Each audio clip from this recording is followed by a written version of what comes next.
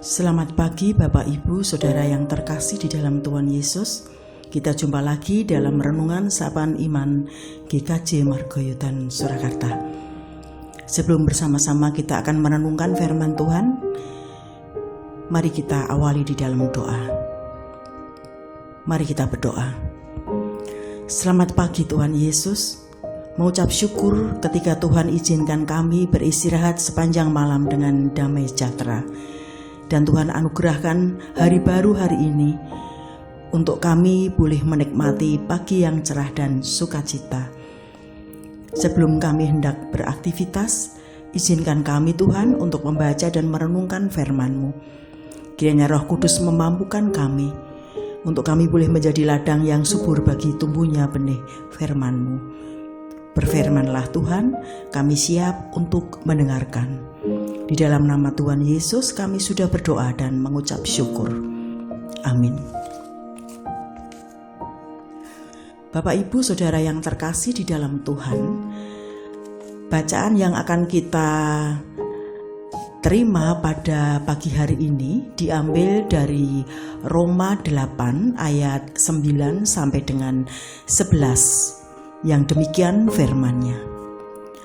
Tetapi kami tidak hidup dalam daging, melainkan dalam roh, jika memang roh Allah diam di dalam kamu. Tetapi jika orang tidak memiliki roh Kristus, ia bukan milik Kristus. Tetapi jika Kristus ada di dalam kamu, maka tubuh memang mati karena dosa, tetapi roh adalah kehidupan oleh karena kebenaran. Dan jika roh Dia yang telah membangkitkan Yesus dari antara orang mati diam di dalam kamu, maka Ia yang telah membangkitkan Kristus Yesus dari antara orang mati akan menghidupkan juga tubuhmu yang fana itu oleh Roh-Nya yang diam di dalam kamu. Demikianlah firman Tuhan.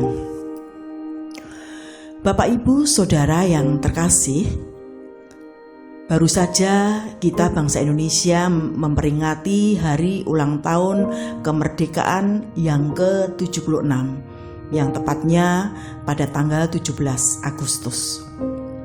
Kita sebagai rakyat Indonesia tentu saja semuanya mengetahui bahwa kemerdekaan bangsa Indonesia itu tidak diterima dengan cuma-cuma, juga bukan hadiah dari penjajah, tetapi dibayar mahal dengan perjuangan, dengan air mata dan darah para pahlawan bangsa. Dan tentu saja tidak lepas dari pertolongan dan anugerah Tuhan. Bapak Ibu Saudara yang terkasih, sebagai orang percaya kita patut bersyukur. Hanya karena kasih karunia kita telah dimerdekakan oleh darah Yesus dari hukuman dosa. Oleh pengorbanan Yesus di atas kayu salib, kita beroleh pengampunan dosa. Firman Tuhan yang kita terima dari bacaan kita pagi ini diungkapkan dengan jelas bahwa akibat karya Roh Kudus dalam diri kita adalah keinginan yang kuat untuk mematikan perbuatan dosa. Sehingga ketika kita terperdaya oleh iblis lalu melakukan perbuatan yang tidak berkenan di mata Tuhan, pasti reaksi kita gelisah, tidak tenang, merasa bersalah, tidur tidak nyenyak. Itu bukti bahwa Roh Kudus tinggal di hati orang percaya. Yesus Kristus telah mengampuni secara sempurna. Namun, dosa tetap merupakan masalah yang serius. Hal ini karena kita masih sering membiarkan hidup kita dikuasai oleh perasaan. Sedangkan perasaan kita itu ditentukan oleh keadaan yang tidak stabil. Ketika kita dalam persekutuan dengan saudara seiman, maka roh kita menyala-nyala. Dalam kondisi yang demikian, memungkinkan kita menolak perbuatan dosa. Ketika kita keluar dari zona persekutuan, hidup kita sedang dilanda masalah yang berkepanjangan, roh kita menjadi lemah, maka akan memungkinkan kita terjatuh dalam dosa. sehingga hidup kita itu mengalami jatuh bangun. Bapak Ibu Saudara yang terkasih, di dalam Roma 8 ayat 13 berkata, sebab jika kamu hidup menurut daging, kamu akan mati. Tetapi jika oleh roh kamu mematikan perbuatan-perbuatan tubuhmu, kamu akan hidup. Di ayat 13 ini menegaskan hanya ada dua pilihan, saudara. Yang pertama, kalau ingin mempertahankan hak sebagai anak Allah, berarti harus mematikan perbuatan dosa. Pilihan yang kedua, membiarkan hidup dikuasai oleh dosa, yang berarti kehilangan hak sebagai anak Allah. Kiranya ayat 13 inilah yang akan memotivasi kita untuk berkerinduan membangun hubungan yang intim dengan Tuhan Yesus, supaya hidup kita itu tidak lagi dikuasai oleh perasaan kita yang tidak stabil, yang membuat kita itu menjadi jatuh bangun. Bapak Ibu Saudara yang terkasih, ada sebuah ilustrasi. Misalkan saya dalam keadaan mata yang ditutup dengan sapu tangan, lalu saya dibawa di suatu ruangan dan saya tidak tahu di dalam ruangan itu ada apa, ada siapa.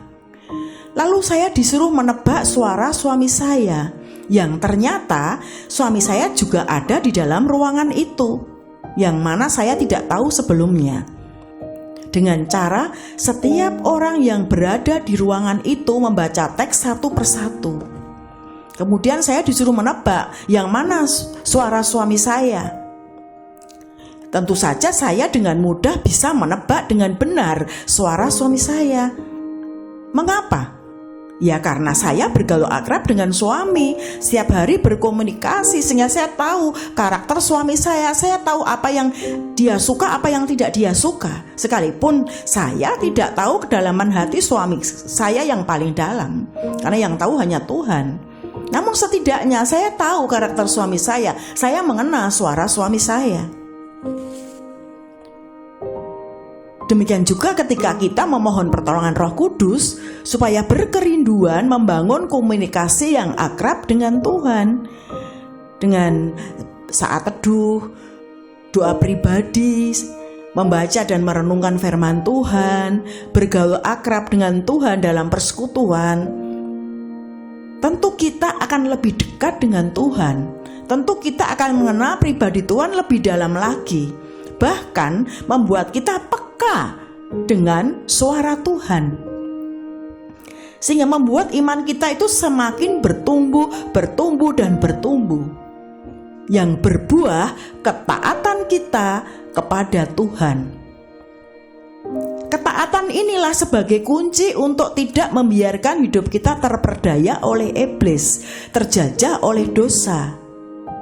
Sekalipun pada kenyataannya kita seringkali dihadapkan pada kehidupan yang sulit, lingkungan yang heterogen, terlebih lagi di masa pandemi sekarang ini. Kita sering mendengar, bahkan mengalami sendiri, kehilangan orang-orang yang dikasihi, harus kehilangan pekerjaan, dan masih banyak lagi masalah yang harus kita hadapi karena dampak dari pandemi yang berkepanjangan. Di sanalah iman kita teruji. Iman tidak dibangun atas dasar berkat dan mujizat saja. Ketaatan kita kepada Tuhan yang membuat kita orang percaya menjadi kuat. Sekalipun kita hidup di tengah ragamnya kehidupan, tetapi ketaatan kita kepada Tuhan akan memampukan kita untuk tidak terkontaminasi oleh ragamnya kehidupan.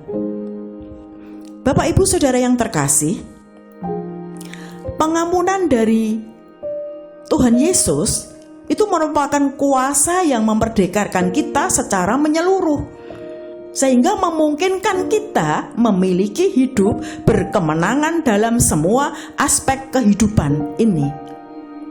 Dengan kuasa Roh Kudus yang tinggal di dalam hati orang percaya, kita diberi kemenangan dalam menghadapi kesulitan hidup.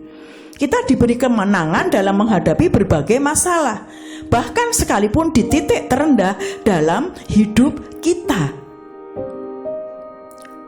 Pengampunan dari Tuhan Yesus bukan sekedar melepaskan kita dari dosa, tetapi untuk memulihkan tujuan Allah menciptakan kita, yaitu supaya kita hidup dalam kebenaran.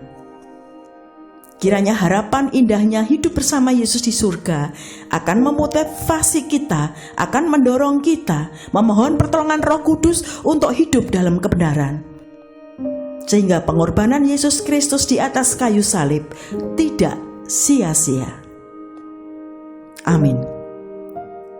Bapak Ibu Saudara yang terkasih di dalam Tuhan, demikian renungan Sapaan Iman GKJ Margoyudan pada pagi hari ini. Selamat beraktivitas, Tuhan Yesus memberkati.